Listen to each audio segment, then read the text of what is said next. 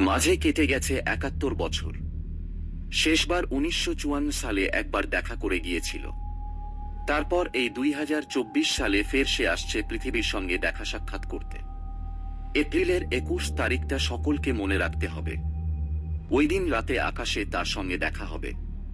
উজ্জ্বলতা একটু কম থাকতে পারে, তবে তার জন্য দেখতে অসুবিধা হবে না। ওই সময়ই তা পৃথিবীর সবচেয়ে কাছে আসবে, তাও ৭১ বছর পার করে। ৭১ বছর আগে সে যখন এসেছিল তখনও তাকে রাতের আকাশে দেখা গিয়েছিল। তবে সে সময় যারা তাকে দেখার সুযোগ পেয়েছিলেন তাদের অনেকেই হয়তো এখন আর বেঁচে নেই। আর যারা আছেন তারা সে সময় অধিকাংশজনই ছিলেন শৈশব বা বাল্যজীবনে, ফলে তাদের শেখা মনে থাকার কথা নয়। ১৯৫৪ সালের ২২ জুন শেষবার সে এসেছিল পৃথিবীর সঙ্গে দেখা করতে।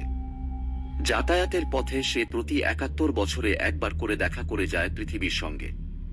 বিজ্ঞানীরা তাকে ডাকেন বারোপি পনসব্রুকস নামে, তবে তার একটি পোশাকি নাম রয়েছে, ডেভিল কমেট। হ্যালির মতো সর্বজন বিদিত সে নয়, তবে তার উপস্থিতি হ্যালির মতোই সুন্দর। এই ধূমকেতুটিও চেহারায় বেশ বড়। বিজ্ঞানীরা জানাচ্ছেন এভারেস্টের দ্বিগুণ হল এই ডেভিল ধূমকেতু। ২১ এপ্রিল থেকে পৃথিবীর বিভিন্ন অংশ থেকেই একে রাতের আকাশে দেখা যাবে। ২৬,০০০ কিলোমিটার প্রতি ঘন্টা গতিতে ছুটতে থাকা এই ধূমকেতু ক্রমশ পৃথিবী থেকে দূরে যেতে থাকবে। ২ জুন পর্যন্ত তাকে দেখা যাবে। ১৮১২ সালে মহাকাশ বিজ্ঞানী জাঁ লুই পন্স এই ধূমকেতুর কথা জানতে পারেন।